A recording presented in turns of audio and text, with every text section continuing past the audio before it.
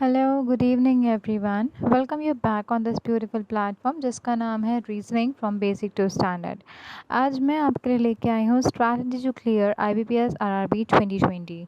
सबको पता है कि हमारे पास अभी सिर्फ एक महीना बचा है, ठीक है। अब इस एक महीने में आपको अपनी कौन सी स्ट्रैटेजी फॉलो करनी है, आपका एग्ज़ाम कैसे क्वालिफाई हो सकता है, उसकी मैं थोड़ी सी आपको हिंट्स दूँगी। ओके, तो चलिए स्टार्ट करते हैं। देखो यहाँ पे मैंने डेट्स दोबारा मेंशन कर दी हैं कि हमारा जो एग्ज़ाम है प्री का officer skill 1 and office assistant that is PO and clerk, वो 12, 13, 19, 20, 26 तारीख को होना है, ठीक है। अब हमारे पास बचा कितना है, अभी आज कितनी तारीख है, 14 हो गई, तो ऑलमोस्ट हमारा एक महीना हमारे पास बचा है। अब एक महीने में आपको रेगुलरली क्या करना है वो सुन लीजिए। आपके देखिए इसमें जो है सब्जेक्ट्स हैं रीजनिंग एंड क्वांट्स, ठीक है। रीजनिंग और क्वांट्स जो आते हैं आपके कितने कितने मार्क्स के, 40 मार्क्स के, ठीक। टोटल 80 मार्क्स एंड 45 मिनट्स में आपको ये सॉल्व करना होता है। तो आप कैसे करोगे, ये देखो आप कैसे करोगे। देखो आप 20 मार्क्स रीजनिंग को दे दो, 25 मार्क्स आप क्वांट्स को दे दो। अगर आपका क्वांट्स बहुत अच्छा है तो आप इसका ऑपोजिट भी कर सकते हो, 20 या 25 भी कर सकते हो, ठीक है। अगर रीजनिंग अच्छा है तो 20 कर लो। 25 मार्क्स आप लिख लो कि आपको 20 मिनट से ज़्यादा रीजनिंग में नहीं देना है एंड 25 मिनट से ज़्यादा क्वांट्स में नहीं देना है। इवन जब आप अपने मॉक टेस्ट दे रहे हो या ST प्रैक्टिस कर रहे हो, स्पीड टेस्ट दे रहे हो, सेम चीज़ आपको तब भी फॉलो करनी है। 20-25 अगर 20 मिनट्स हो गया, आप ऑन द स्पॉट रीजनिंग छोड़ के क्वांट्स पे आ जाओ, ठीक है। 25 मिनट्स में आप रीजनिंग सॉल्व करो, तभी आप 45 मिनट्स में पूरा क्वेश्चन पेपर कर पाओगे। यहाँ पे स्टेप्स लिखे हैं, प्रैक्टिस मॉक टेस्ट, डेली आप एक मॉक टेस्ट दो, ठीक है। एंड वेरी इंपॉर्टेंट होगा कि आप अपने पास, अगर आपके पास ग्लव्स हैं तो आप ग्लव्स लगा के दो, ठीक है। वो जो रबर ग्लव्स अभी आ रहे हैं कोरोना की वजह से, कोविड-19 के लिए, वो वाले ग्लव्स लगा के दो, क्योंकि आपको एग्ज़ाम में बैठना है तो मास्क और ग्लव्स आपके पास होना मैंडेटरी है, ठीक है। तो मॉक टेस्ट आप दे रहे हो जब, तो आप ग्लव्स लगा के मॉक टेस्ट दो। 20 minutes for reasoning, 25 minutes for maths, I mean quants, ठीक है। तो आपकी क्या होगी, प्रैक्टिस होती रहेगी इससे, लिखने की भी and second cheese question solve करने की। सेकेंडली, एक एक मॉक टेस्ट आपको डेली देना है, तो आप 30 दिन में 30 मॉक टेस्ट दे लोगे। डेली सॉल्व करो पीडीएफ्स आपको कहीं से भी मिल सकती है। ऐसा नहीं है कि आपको पर्टिकुलरली कोई ऐप डाउनलोड करनी है या कोई ग्रुप ज्वाइन करना है, कहीं से भी आप अपना चैप्टर का नेम डालो गूगल पे, आपको लॉट्स ऑफ पीडीएफ्स मिल जाएंगी आंसर्स के साथ, वो सॉल्व करो, ठीक है। उसको आप सॉल्व कर सकते हो। And very important, don't start a new topic. Suppose अगर आपको रीजनिंग में, मैं एग्जांपल दे रही हूँ, रीजनिंग में अगर आपको सिलॉग्स नहीं आता है, no need to start that. एकदम लास्ट मोमेंट पे आके आप सोचो कि यार एक महीने में आप सिलॉग सीख जाओगे। आप बेसिकली मतलब ठीक है, आप सीख भी लोगे, नो इशू, आप सीख भी जाओगे सिलॉग्स, कोई दिक्कत नहीं है, मगर आप उसकी प्रैक्टिस नहीं कर पाओगे, ठीक है। आप उसकी प्रैक्टिस नहीं कर पाओगे, इसलिए मैं आपको यही सजेस्ट करूँगी कि आप इस एक महीने में आपका जो भी टॉपिक, इधर इट्स डायरेक्शन एंड डिस्टेंस और पजल और सिटिंग जो भी है, आप उसको मतलब एकदम कमांड कर लो उस पर कि अगर 5 मार्क्स का या 2 मार्क्स का या 3 मार्क्स का आता है तो वो आप एकदम एक्यूरेट उसका आंसर दो, ठीक है। कोई भी नया टॉपिक स्टार्ट मत करो, चाहे वो क्वांट्स में हो चाहे रीजनिंग में हो। लेट्स से अगर क्वांट्स में आपको मिसलिनियस नहीं आता है तो लेट इट बी, छोड़ दो उसको। क्वाड्रेटिक, सिम्प्लीफिकेशन, अप्रॉक्सीमेशन, DI, इन सब चीज़ों पे थोड़ा सा कमांड कर लो, जो कि आप अपना लेवल क्रॉस कर सको, ठीक है। जो उसका कट ऑफ होगा वो आप निकाल सको।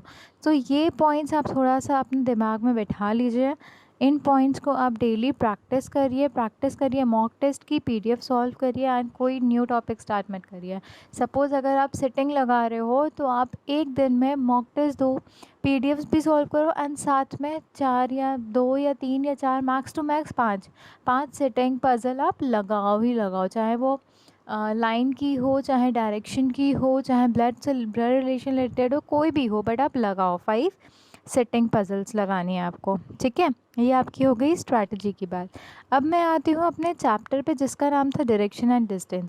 मैंने अभी तक आपको बता दिया था डायरेक्शन क्या होता है, नॉर्थ साउथ ईस्ट वेस्ट, ये बता दिया था। सब डायरेक्शंस भी मैंने बता दिए थे क्या होता है।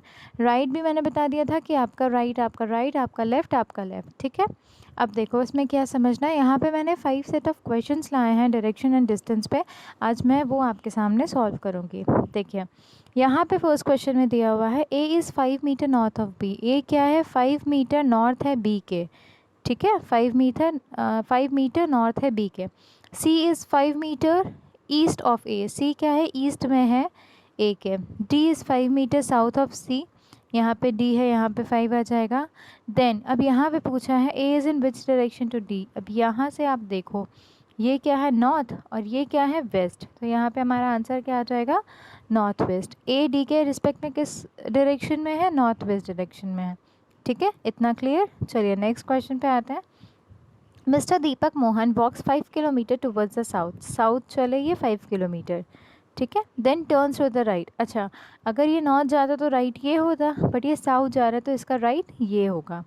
क्लियर। चलो, आफ्टर वॉकिंग 3 किलोमीटर, यहाँ पे ये 3 किलोमीटर चले, he turn to the left. अब यहाँ से इनका लेफ्ट क्या होगा? ये होगा, ठीक है। यहाँ से इनका लेफ्ट ये होगा। And walks 5 kilometre. What direction is he facing right now. अब यहाँ के कंपैरेटिवली वो किस डायरेक्शन में फेस कर रहे हैं? तो क्या होगा? ये साउथ और वेस्ट। तो यहाँ हमारा आंसर आ जाएगा south west. Okay, I hope इतना क्लियर है। Come to the next question. Saumya Krishnan walk 20 metre towards the north. North चली 20 मीटर, ठीक है। Then she turn right. ये आपका राइट टर्न किया इसने। Turn right and walk 30 metre. 30 metre यहाँ पे चली। Then she turn right and walk 35 metre. यहाँ पे इन्होंने 35 मीटर कवर किया।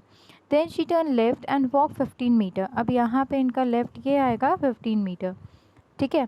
Finally she turns left. अब यहाँ से भी इनको लेफ्ट लेना है तो ये यहाँ जाएंगे। एक सेकेंड, मैं दोबारा यहाँ डायग्राम क्रिएट कर देती हूँ।